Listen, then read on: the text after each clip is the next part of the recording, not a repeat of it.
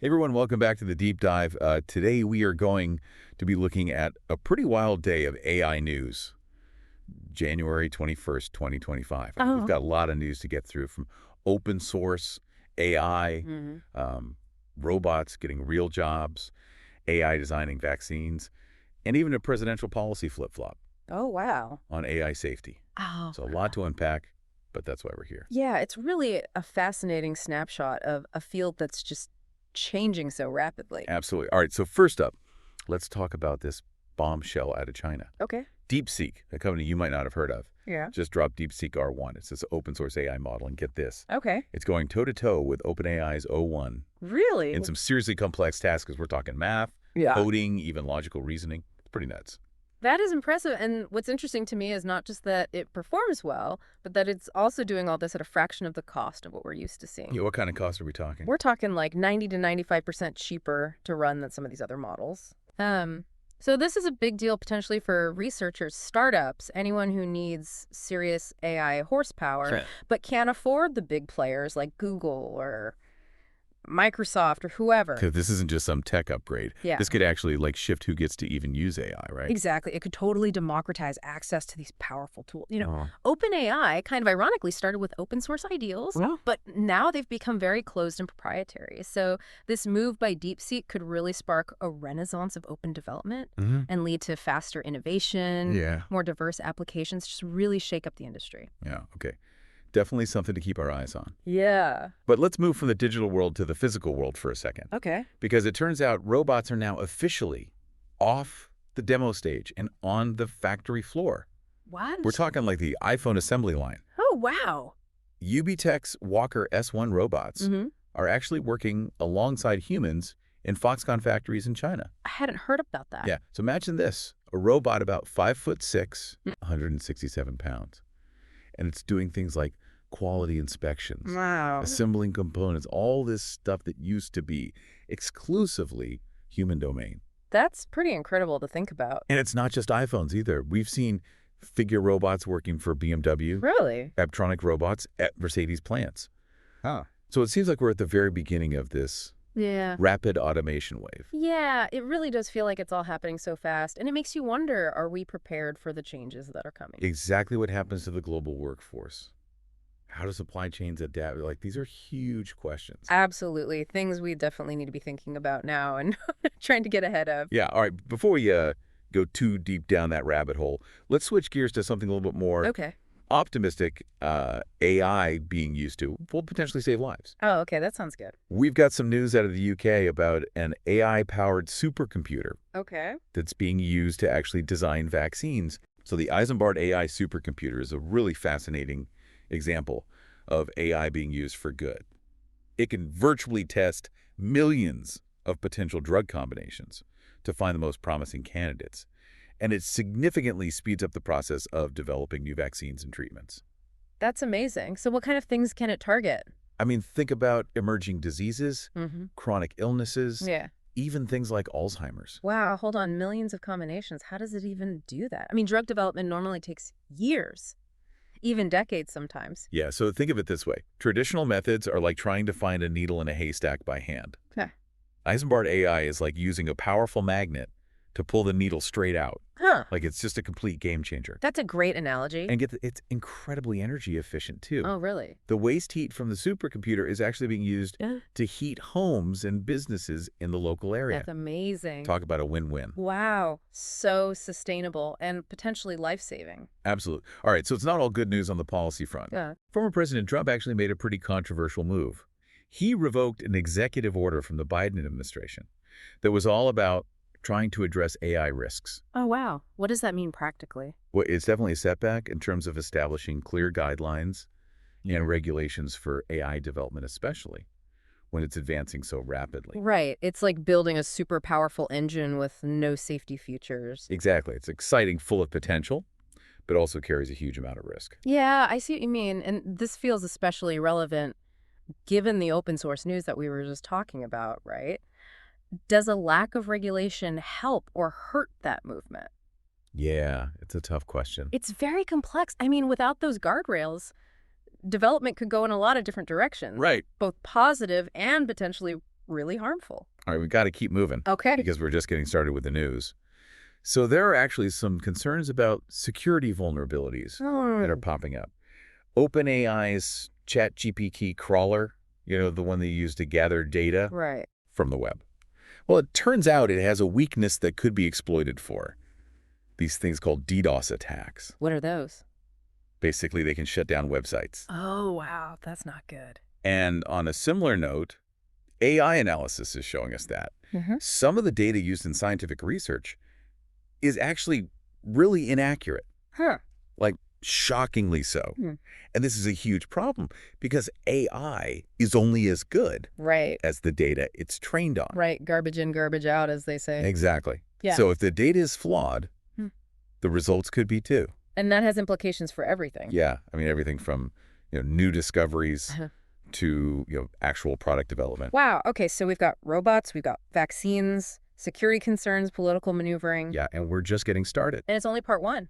I know, it's crazy. It really feels like AI is really touching every aspect of our lives now. It is, and it's only going to accelerate from here. It's wild to think about. Absolutely. All right, we're going to take a quick break and come back with even more AI news, so don't go anywhere. And it's not just like the big splashy headlines, There are all these smaller, almost under-the-radar things happening that I think are just as significant in the long run. Yeah, give me an example.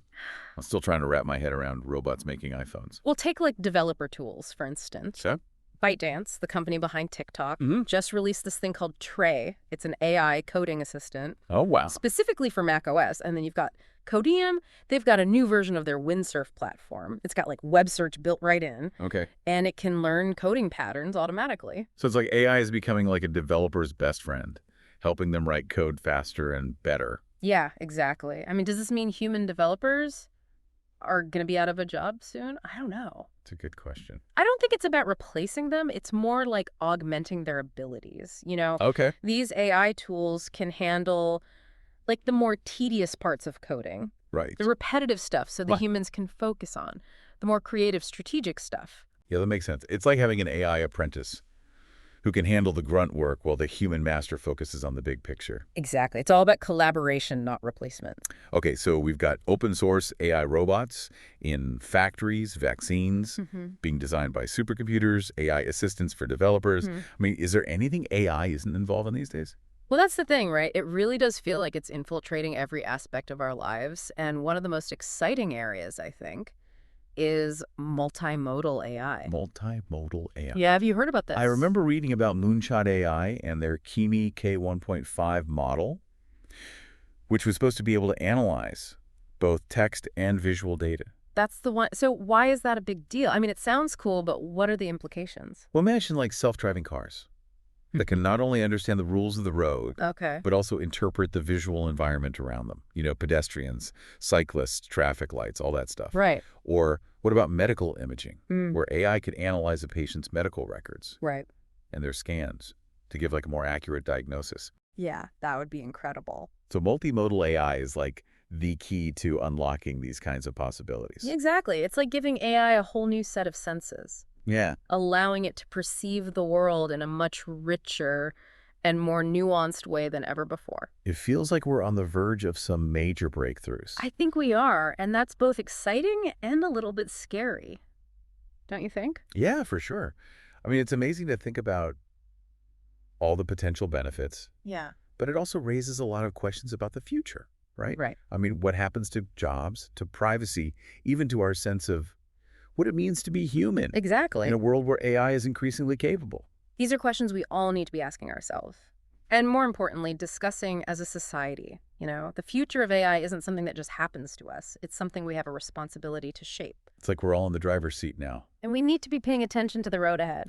It's funny you brought up self-driving cars because it made me think about that news about former President Trump revoking that executive order on AI safety. I mean, that decision could have huge ripple effects, especially in fields like autonomous vehicles, right? Absolutely. The executive order was supposed to establish guidelines for responsible development, promoting things like transparency and accountability. Right. So by repealing it, it's basically saying that those issues aren't a priority. And that could lead to a more chaotic a potentially dangerous development landscape. Yeah, exactly. I mean, without those guardrails in place, it feels like companies could be tempted to cut corners, prioritize speed over safety, Right. maybe even push AI into areas where it's not quite ready yet. And it's not just self-driving cars. Think about AI in healthcare, in finance, in law enforcement. I mean, these are all areas where mistakes or biases in AI systems could have really serious consequences. It feels like we're at this crucial turning point. We've got this incredible technology Yeah. with the potential to revolutionize so many aspects of our lives, Right. but we still haven't figured out the rules of the road. Yeah, and how do we make sure that this technology is used for good and not for harm? I mean, that's the big question. Well, I think it starts with having these conversations now. While we still have the opportunity to shape the future of AI, we need to be pushing for regulations that promote safety and accountability. And we need to be holding developers and policymakers accountable for the choices they make. I couldn't agree more. We can't just sit back and let this technology unfold on its own right. Right. We need to be proactive. We need to be engaged. We need to be demanding that AI is developed and used in a way that benefits all of humanity, not just a select few. Well said. All right, before we move on to the final part of our AI news marathon, what's your biggest takeaway from all of this? What's really sticking with you? Honestly, it's the contrast, between the incredible potential of AI and the lack of clear guidelines for its development. I mean, we've got AI designing life-saving vaccines, helping developers write better code, but at the same time, we're seeing vulnerabilities that could be exploited for cyber attacks and a lack of political will to really address the potential risks. It's like we're simultaneously witnessing the best and the worst of what AI has to offer. Exactly. And we need to find a way to amplify the good while mitigating the bad. And that's going to require a much more thoughtful and nuanced approach to AI development than what we're seeing right now. I couldn't agree more. All right, we're about to enter the final stretch of this AI news journey. Stay tuned for part 3, where we'll wrap up our discussion and leave you with some food for thought. Okay, we are back for the final stretch of our AI news marathon, and I gotta say my head is kind of spinning after all of that. Yeah, it's a lot to process. We covered so much, from open source breakthroughs to robots on factory floors to the incredible potential of multimodal AI. It really highlights just the sheer breadth and depth of this field and how fast it's all moving. It does, and I think it brings us back to this underlying tension we've been kind of circling all episode, right? This incredible potential of AI to really improve our lives, but also the very real risks that it poses if we don't develop and use it responsibly. Right, like that's this tightrope walk trying to balance those two sides. Exactly, and we've seen examples of both today. On one hand, we've got AI designing life-saving vaccines, helping developers write better code. But on the other hand, we're seeing these security vulnerabilities that could be exploited, by bad actors. And there's this lack of clear regulations to guide all this rapid development. And it makes you wonder, is it just up to the tech experts and the policymakers to figure this out, or do we all need to be part of this conversation? Yeah, I think it's definitely bigger than just them. Yep. I mean, we all have a stake in the future of AI, right? Absolutely. It's going to impact all of our lives in really profound ways, whether we realize it or not. So what can, everyday people actually do to ensure that AI is used for good? I think a lot of people just feel overwhelmed by how complicated this all is. It is complex, but there are definitely things we can all do. Stay informed about the latest developments, support organizations that are promoting ethical AI, Right. advocate for policies that protect our rights and our privacy, and I think most importantly, just be mindful of how we're using AI in our own lives. It's a good reminder that we're not powerless in all this. Yeah. Our choices actually do matter. Every click, every purchase, every interaction we have with an AI system, it's all shaping the direction of this field. So we need to be conscious of that power and use it wisely. So as we wrap up this deep dive, I want to leave you with this final thought. We've seen some incredible advancements today. Okay. It's important to remember that we're still really in the early stages of this whole AI revolution. That's right. So the next few years, I think, are going to be absolutely critical in determining how AI shapes our world. I agree. What we do now, the choices we make, the conversations we have, they're going to have a ripple effect for generations to come. So to our listeners, the question is, what kind of future do you want to see? And what role are you going to play in making it happen? Thanks for joining us on this whirlwind exploration of AI news. Until next time, stay curious, stay engaged, and stay informed.